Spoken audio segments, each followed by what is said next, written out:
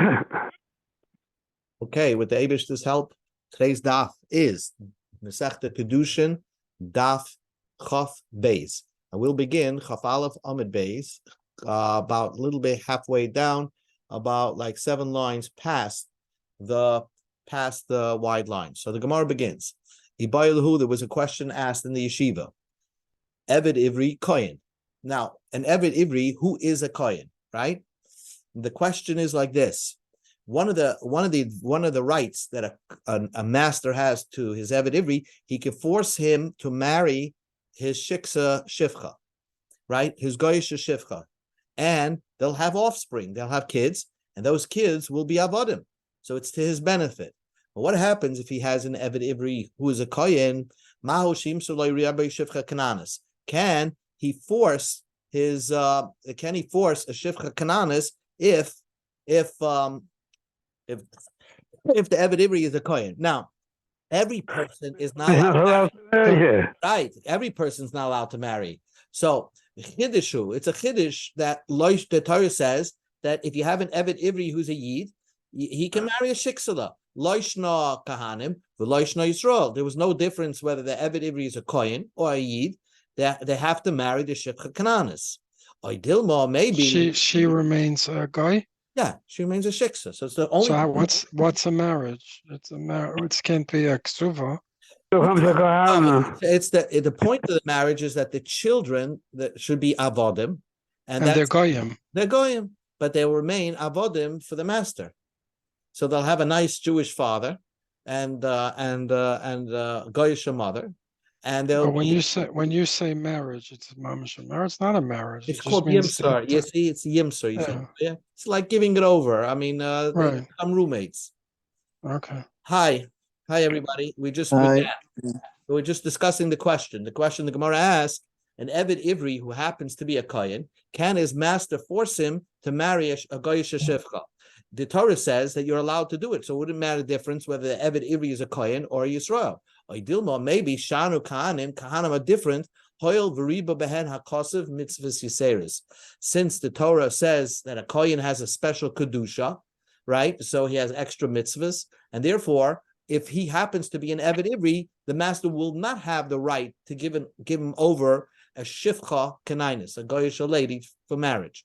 Rav says it's mutter. It's mutter for the Eved Ivri kohen to marry a shivcha kanainis. Shmuel Amar Asa. Shmuel says it's Aser, not permitted. Amalei Rav Nachman Rav Anam. Rav Nachman said to Rav Anam, Ki Havise Beimar Shmuel. When you were in the yeshiva of Shmuel, Biskamude Italis Lise, you were playing with cards or tokens. In other words, you allowed Shmuel to say that an Eved Ivri kohen is not allowed to be given over a shivcha kanainis. My tamaloi tamaloi maha. I have an open proof that Tanoim disagree with Shmuel, because the Tana says Chachamim say, we had this yesterday. Where do you pierce the ear of an Eved Ivri who wants to be a nirtza? Ein Eved Ivri kohen nirtza mipnei shenasas balmum. You can't make an Eved Ivri a kohen a pierce his earlobe because you're making him a balmum. Now the whole concept of an Eved Ivri a nirtza is only after he married a shivcha kananis. The point of your nirtza is the guy says, I don't want to leave my master. I have a nice lady who's my wife, a goyish lady, and I have like children. The time, if you're going to say, Ein Rabbi Moisuloi shivcha kananis, by an Eved Ivri kohen, that the rabbi cannot give him a shivcha kananis, tepik lei, the beina, this idea of nirtza doesn't even apply by a kohen. Because you have to say, he has to say, I love my master, my wife, and my kids. The lake, it's not, and according to you, he doesn't have a shivcha kanainis. So the fact that the Chachamim imply that an Eved Ivri has a wife, has a shivcha kanainis wife. No, the question is, an Eved Ivri kohen, where would you do the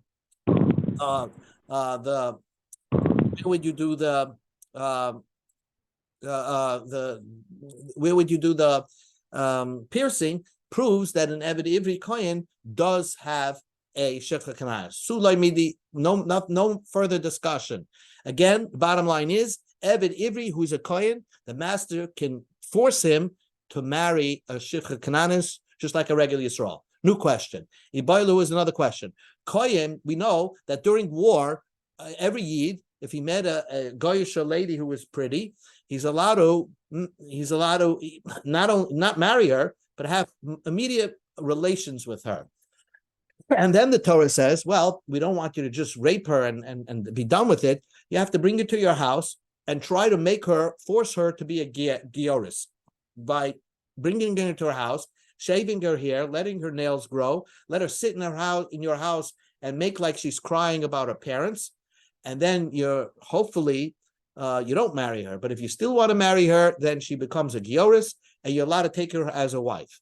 What happens? The question is, a Kohen who's like a soldier in war. Mahu b'yifas Torah. Can he marry a Goyish Shiksa? Kiddushu. The Torah gave you a new novelty that every Yid who's a soldier in war, loishna Kohen, loishna Yisrael, whether he's a Kohen or Yisrael, if he sees a Shiksa in war, and it's a beautiful Shiksa, he can marry her. He can mizana with her. I don't call it znus. He can just have relations with her. Or Dilma, or maybe Shana Kahanim are different.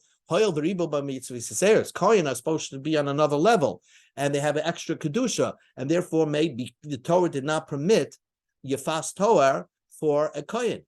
So Rav says mutter. Rav says a Kohen could take a yefas toar. Ushmuel Amar asar. It's not permitted. So now the Gemara discusses what is the machlokes between Rav and Shmuel.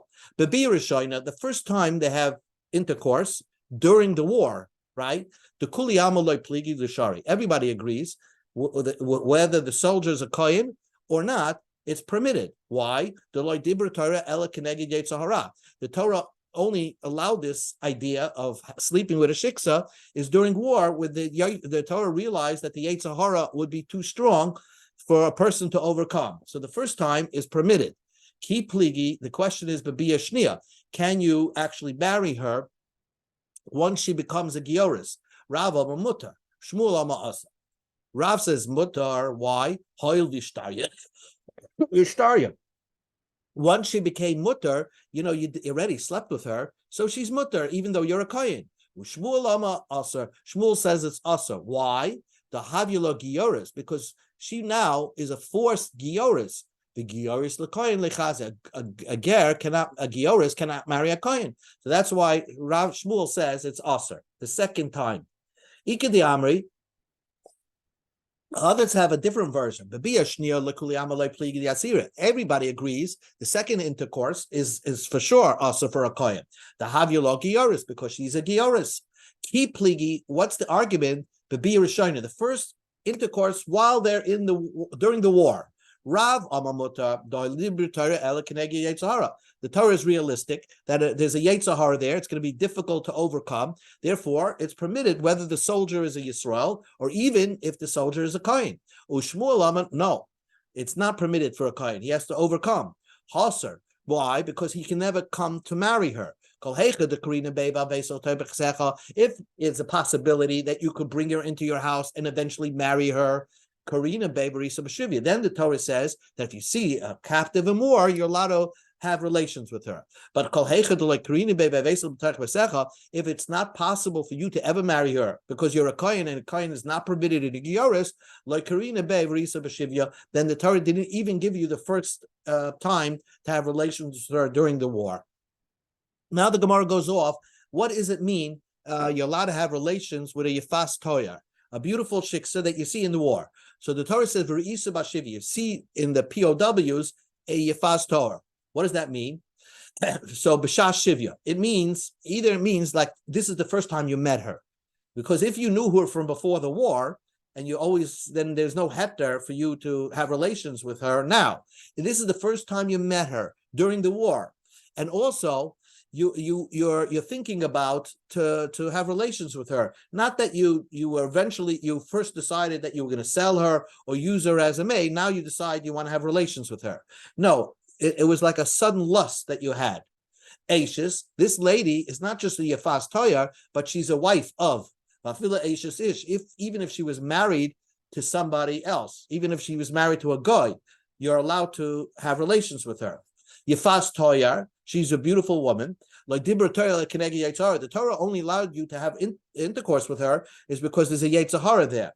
And basically, let's say you don't really like her, you just think she's intelligent. So you don't have a lustful push for her, but you like her intelligence. Then the Torah does not allow you to have relations with her. It's only if you have a Yetzer Hara, then the Torah gives you the permission.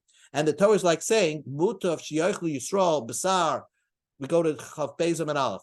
The Torah says it's better to eat Basar to Musais, sick animals that are shchutais, that are shechted, basar to musas tevelas. Don't eat sickly animals that eventually are going to die without shchita. In other words, the Torah gave you a heter, sort of like a heter, sort of like a heter, but the Torah, knew that eventually, if you don't give this heter, you're going to do it anyway. The cheshakta, you fantasized about her. Afal pi she'ena, even if she's not pretty. Ba v'loy ba b'chaverta. You can't take two. Just one lady, not two of them. V'lekachta lekuchin yesh lecha ba. You're allowed to take her as your wife. You have once you force her to become a gioris, she's like a regular Jew. L'chali isha, it has to be your to a wife. Shloikach shtei nashim. You can't take two wives. You can't set aside, this will be my shiksa, and who's going to become a gioris, and this will be my father's. One for you, one for your son. You bring her into our house. Malame, we're going to learn like Taisus. You don't start the whole process of having her shave her hair, grow nails, cry, unless you bring her into your house. You can't start this whole process during the war. And because the whole process of gioris, of crying and shaving her head, is a 30-day process. That doesn't begin until you actually bring her home, and she should actually be sitting in your favorite chair in your living room. And she looks all repulsive, and you have to bump into her every time you're around your house. Tana Rabbanan, the rabbis taught. Back to an Eved Ivri. Eved Ivri says at the end of his term that he wants to stay. So the Torah says in Yoma Yoimar, if he says it twice, Achi Yoima V'yishni, he has to say twice, I want to stay. I love my shiksa wife and my children. He has to say it twice. Alma B'tchila says, V'lama B'soif Sheish, Eina Nirtza, Shenema Le'etze Chavshi. If he said it, let's say he said it sometime during the 6 years, and then and he didn't say it right when he's about to go free at the end of the term, that I don't want to go free, that's not, then he doesn't get Nirtza. Because once the time lapse and the term is over, then it's too late for him to say, I want to stay. His term was over. Achi Yoima, he must say it b'shas yitzia, at the time that he's going out. Alma b'soif sheish v'loy alma b'tchila sheish, if he says it at the end of the 6th year, but he didn't say it at the beginning, sometime while he's an eved, ein nirtza shnema alma yoimar eved achi yoimar kishu eved. He has to say it twice, once at least when he's still a slave. So the Bryce is a little cryptic, and the Gemara is now going to explain what that means. Omamar, betchila sheish loyama v'soy sheish and enitza shnema loyetze chavshi. We learned that before. My year loyetze chavshi tepulei beinu hafti asdoini v'sishte v'sboni v'leika. If he says it in the beginning when he first got hired, let's say from the Bryce it seems to imply that if he said this idea, I want to stay, right when you hired him from day one, that wouldn't be good. Because of another pasuk, you have to say it, I don't want to go free. So it's mashma, you have to say it. Implies you have to say it right before you're going free. Not from the day that you're hired, you're saying, I want to stay. But there's another problem with that. Because part of the statement that you have to say is that I love my master, my wife, and my kids. And at that time, when he first became an Eved, he doesn't have a wife and kids. V'su, and then the Bryce doesn't make sense. V'soif sheish v'loy oma b'tchilas sheish. He says it at the end of the 6th year, after the v'loy oma b'tchilas sheish. Einu nirtza shnema eved. After soif sheish lav eved. What do you mean? You're saying it at the end of the 6th year. So you're saying it during the 6th year. You're still an eved. So what does the Bryce mean? So listen closely, precisely. And it's a very fascinating thing. When you buy an Eved for a 6-year term, he's constantly depreciating, correct? So on the less minute that he's an Eved, So he's basically, his value is about 1 penny. So at that minute, he has to say, I want to stay. And even after the minute is gone, when there's less than a pruta, he has to say it. That's what he has to say it twice during the last second. Amarava betchilas pruta acharayna. At the end of the last pruta, when there's less than a pruta left, he has to say, I don't want to go free. In other words, the Torah says he has to say, I don't want to go free at the last second that he's supposed to go free. So that's, let's say, 40 seconds before the term is up. But he still has to say it while there's still some value to him. So prior to them, to where there's a pruta left for him.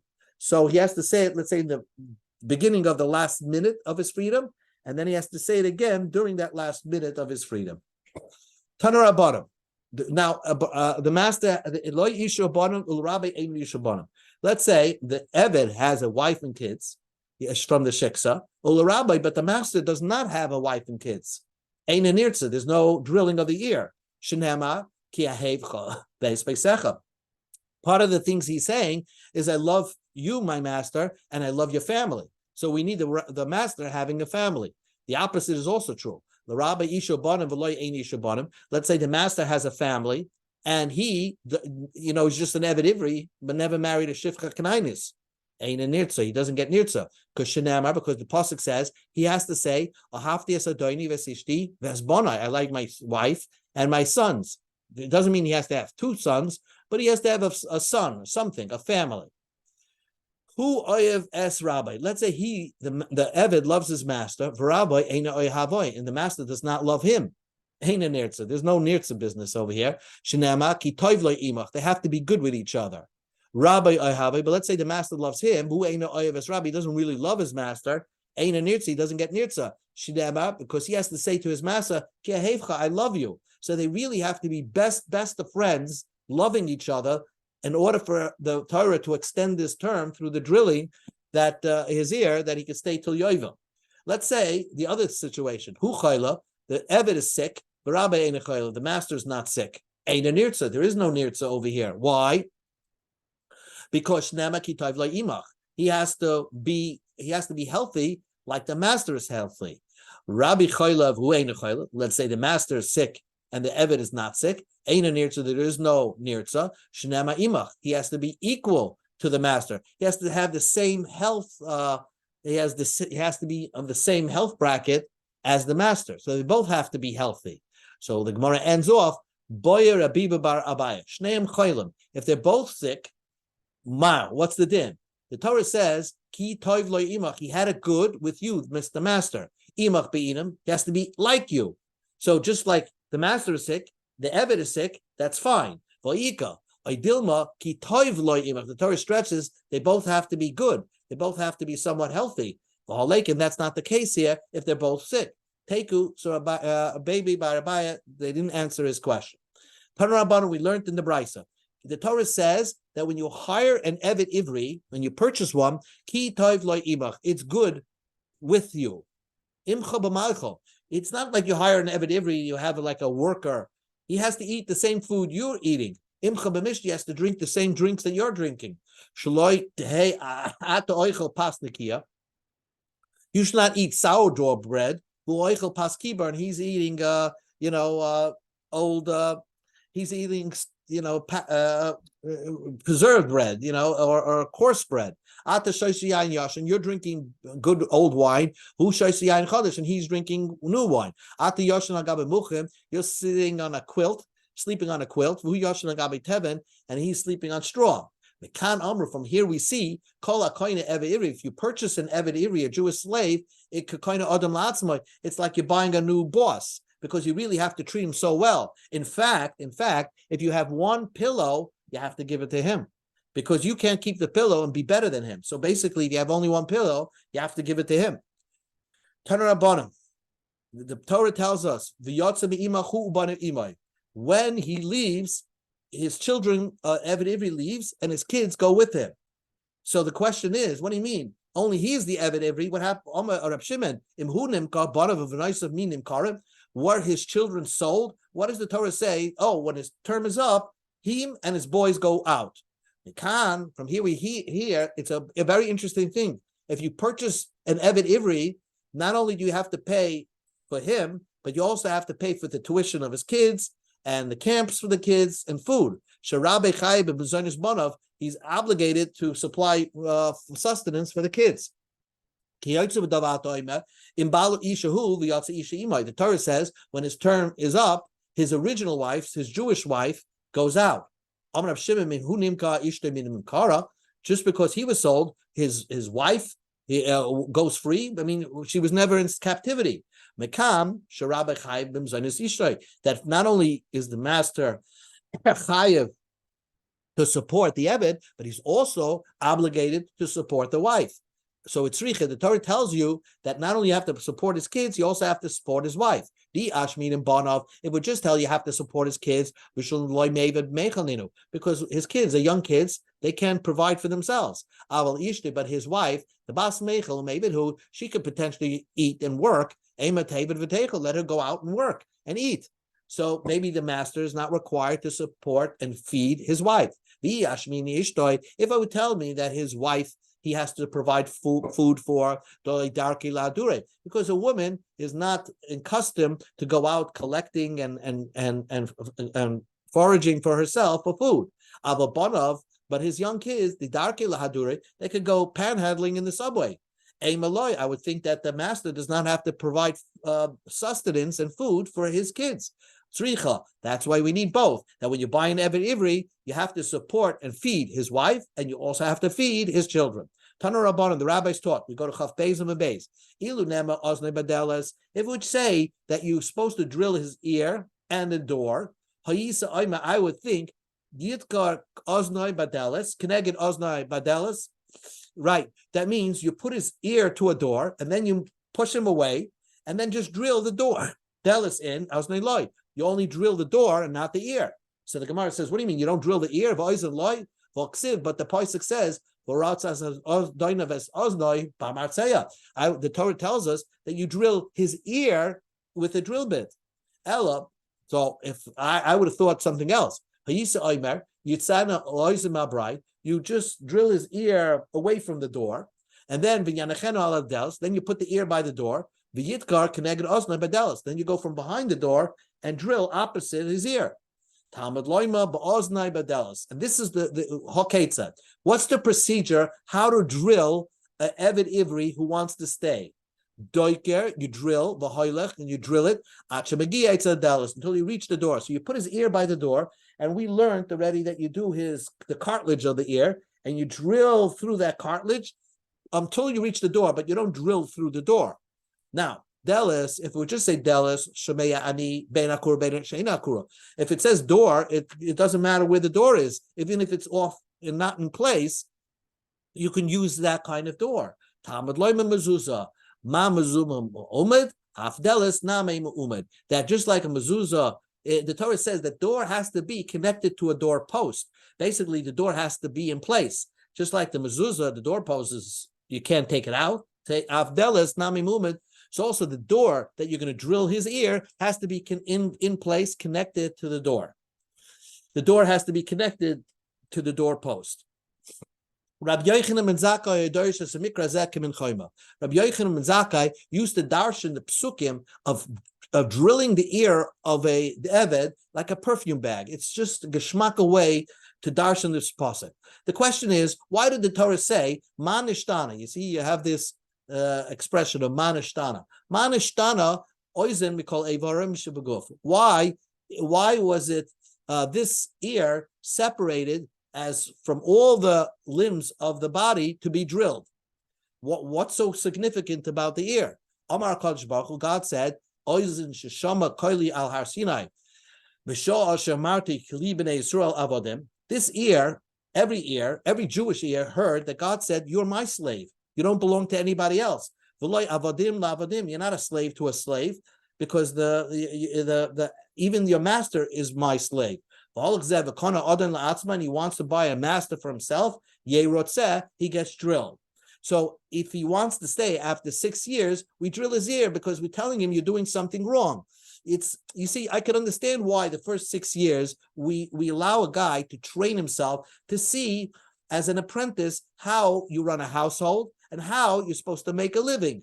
Usually it's somebody who sold as an eved was a delinquent person who stole and he had no money to pay back, and Besdim sold him so he can rehabilitate himself. So he has to spend 6 years and be an eved to learn the process of making a family and growing a business. But now he wants to stay and not take the risk any further and go out on his own. So then you're missing the whole point. That year, God is concerned about that person. That year that heard in Har Sinai that you should be my slave and don't have any boss upon yourself, and you want to stay longer, we're going to drill the ear. Rab Shimon he also darshan. Ma'anashtana delis mezuzah mikol kelim shababayis. Omar Kadosh Baruch Hu delis mezuzah, the door and the doorpost. So Edom and Mitzrayim, they were witnesses. When I hopped over the doorpost and the lintel, and Vamarti, and I kept saying, Li b'nei Yisrael avodim, they're my slaves. Lo avodim lavodim. Like Seisim, I took every Jew out, Avdis, from being a slave, Lecheres, to freedom. And he can't have the bitachon and confidence to go out on his own. He wants to stay put in the same place without taking any risk and grow. And he's getting a master upon himself. So therefore he's drilled before the doorpost and before on the door. New Mishnah. Eved Knani, a Goyish slave, a real Goyish slave, Nikna Bekesef, you purchase him when the purchaser pays money for it to the seller, Ubishtar, or the seller writes a document saying I'm selling my Eved Knani to you, Uvachazaka, and when he acquires it, in other words, if you have the Eved Knani do some service for the purchaser, if he ties his shoe for the purchaser, that shows that the Eved Knani is now belonging to the purchaser, even if he didn't pay the money yet, obviously. The koinis atzmai bekesef al yedei acher uvishtar al yedei atzmai. Somebody else can pay the master and give him money and say, you free this Eved Knani. But you shouldn't give the money to the hands of the Eved, because whatever you're going to give to the Eved Knani already automatically belongs to the master. Uvishtar al yedei atzmai. And when you want to free an Eved Knani, you write the document, the freedom document, and you give it to the Eved Knani himself.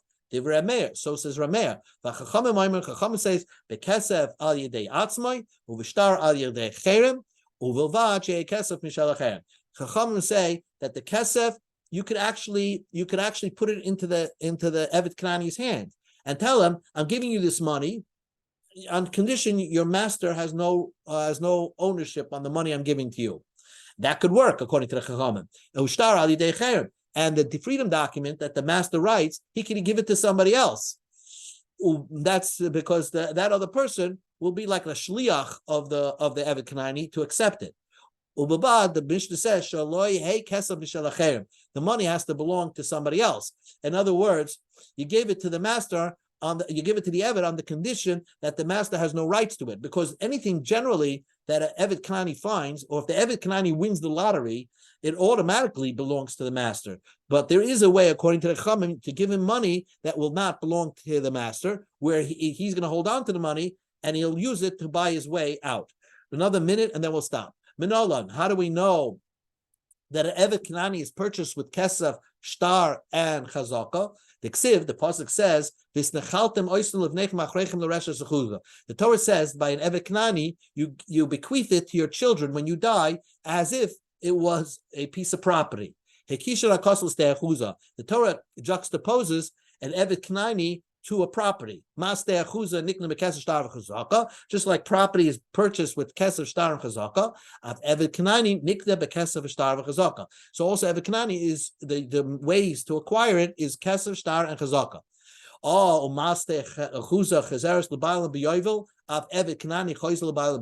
Maybe every purchase is short-lived, because when you purchase a property in Israel, comes Yovel, you have to give it back to the seller. So maybe when you purchase an Evet Kanani, should be the same din. That when you purchase an Evet Kanani, it becomes Yovel, it goes back to the seller. Talmud Loyman, the pasuk says, when you purchase an Evet Kanani, he works for you forever. One more line. Tana, we learned in the Brisa Apa Chalipin that with Chalipin also it can work. How's Chalipin working? Chalipin means that the purchaser gives let's say, a handkerchief to the seller, and the seller takes on the handkerchief and says, "I'm selling my evet to you." So that's the Brisa says that. V'tana didan. How come our Mishnah didn't mention that? So the Gemara answers, "Milsa delaysim metaltalin kotoni." It's something that doesn't happen by metaltalin, like keser shtar chazaka, don't work by movable items. So that's why our Mishnah tells you that. Milsa the isa metaltalin, things that work, a kinyan that works by metaltalin, like Tony, the Mishnah didn't mention it because an evet is a movable item. The novelty is that we consider him like a real piece of property. One more, Shmuel said, Evet Knani nikna b'mashicha. An Evet Knani can be purchased with pulling him. Ketzad, Takva, if you pull the Evet Knani ubayaslay, Kani, you purchased him. Kare ubayaslay, but if you call his name and he walks to you, loy kana, you didn't purchase him. So the Gemara asked one question. Bishla matanadol misla the isa metalti loy katani, glace metalti katani. Al tana bra nist b'shicha. Why did the Tana of the Brisa only mention Chalipim, didn't mention another way to be kind of a Evet Kanani is by pulling him? Answers the Gemara, Kitani Milsa the Isa Be Mekaka Be Metaltle. Meshicha the Metaltle Isa Mekaka Lesa like Tana. The Brisa only things that mentions Chalipim because it applies by both Karka and Metaltle. The concept of pulling is only by real movable items like animals. Now, we just said, and this is where we'll end. The Brisa said, Takvei boil Esley Kane. Korei, let's say you call the Evet Kanani. Hey, come here. And Uba Etzleini came to you. Loikane, you don't require him because you have to pull him to you. And you have to grab onto his shirt. Says Kroi Loy. If you call him and he comes, that's not called Mashicha. But Tanya, we learned in the Brisa, Ketza Masira. What's called Masira, giving over, Achsa Betalpa, Besara, Beukav Shalel, Beshliv Shalel, Bepruvish Piav, Zog Kana. If you want to buy an animal, or if you grab it by its hoof, or by its hair, or by its saddle on it, or by the load on it, or by the bit in its mouth, or by the bell on its neck, as soon as you hold on to it as a purchaser, it's your animal. How do you acquire an animal? By pulling it to you. You call out to it, and it comes. You whistle, and if the animal moves, it's yours. You